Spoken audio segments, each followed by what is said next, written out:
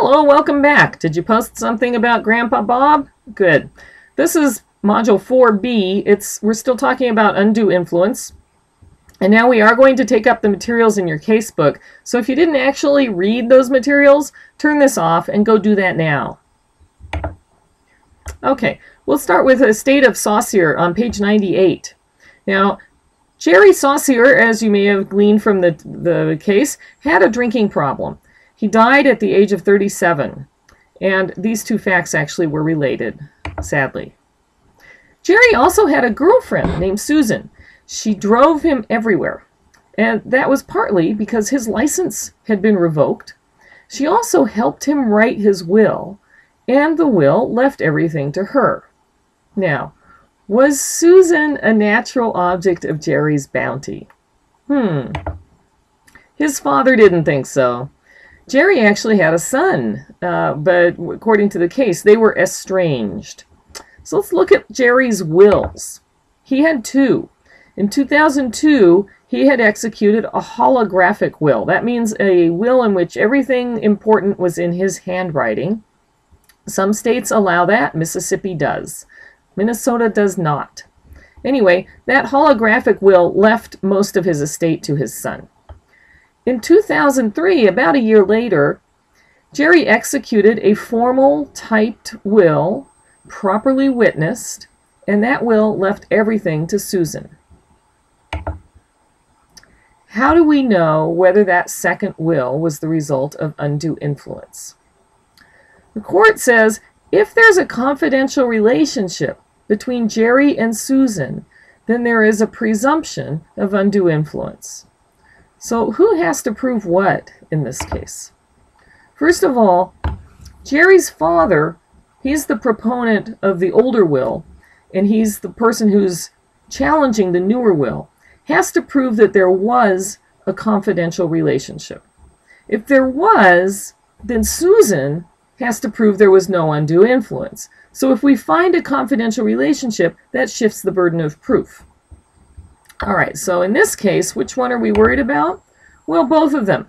But that confidential relationship issue has to come first. So here are the factors for whether or not this is a confidential relationship. Did Susan take care of Jerry? Did they have a close relationship? Did she provide his transportation, take care of his medical needs? Did they have a joint account? Was Jerry physically or mentally weak? Was he of advanced age or poor health? Was there a power of attorney? You know, you might have some thoughts about these. Let's look at a couple of them. Was he physically or mentally weak? Gosh, you know, he was a functioning alcoholic. Let me go back. I don't think I have a slide, any slides in between. He was a functioning alcoholic. That means that he drank every day. He actually admitted that he drank a fifth of whiskey every day. But most of the time, he could function just like anyone else. Was he physically weak? Was he mentally weak? Hard to say. Was he of advanced age? You know what? Whatever you may think about 70-year-olds, 37 is not old by anybody's reasoning. So this is not as strong a case as Grandpa Bob, at least on those accounts. Susan did provide his transportation and medical care, but his license had been revoked, so he needed help with that. They did not have joint accounts, but there were powers of attorney, which would enable her to take care of business for him. So you should be able to state which factors suggest a confidential relationship. You should be able to write a well-reasoned, well-supported argument in favor of this being one or not being one. The court found that there was a presumption of undue influence. And then that means that we shift the burden. Now we presume it's undue influence. She has to prove it's not. One question to think about is, how, if at all, is this relationship different from the relationship between spouses? So now we look to whether Susan rebutted the presumption. And this is up on appeal, so we've already had a trial. But what did she have to prove? What was the standard of proof? Well, she had to prove that she acted in good faith in their relationship, that Jerry acted with full knowledge and deliberation, and that he had independent consent and action. She has to show this by clear and convincing evidence.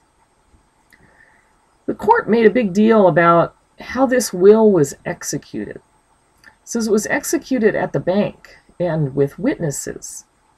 And they asked him whether it was his will. The court says this was open and well observed. Did that seem compelling to you? Have you ever been involved in executing a will? Go back. I want to tell you a little story here.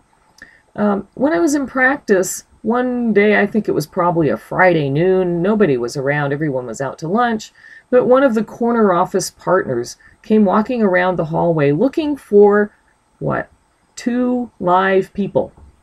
And I ended up being one of them. He needed someone to witness a will for a client. So we went into his corner office. It was me and I think an administrative assistant or secretary.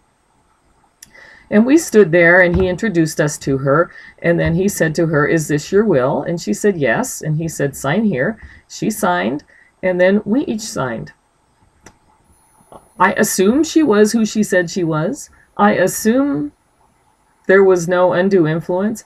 Did her family know she was executing a new will? I don't know anything about it. So the fact that this was done at a bank, that there were witnesses, that they said, "Is this your will?" That actually is not very convincing to me. But the other thing that you might have at a bank that would be helpful would be access to somebody who is a notary public. And we don't need that for a will. But if you attach an affidavit, a self-proving affidavit, an affidavit is a sworn statement, and for that you would need a notary. Okay, so there's also a pretty interesting law review excerpt in your casebook by Professor Carla Spivak, I think she's at Oklahoma, who suggests that we should abolish this doctrine, at least in the context of wills. So maybe not for the likes of Grandpa Bob during his lifetime, but in the case of wills, she thinks that this gets in the way of testamentary freedom, and that it really came from a different era, a different kind of court. It was used in the equity courts, which were very much case-by-case, fact-sensitive, and that now it doesn't fit so well and seems to be misapplied. Are you convinced by her arguments? Do you think that the undue influence doctrine in the wills context is more likely to protect testamentary freedom or to impede it? So that's the question for Blackboard. Should it be abolished? And that's the end of this piece of video. We have one more to go for this unit, and that one will look at the materials on tortious interference with expectancy. Thanks for watching.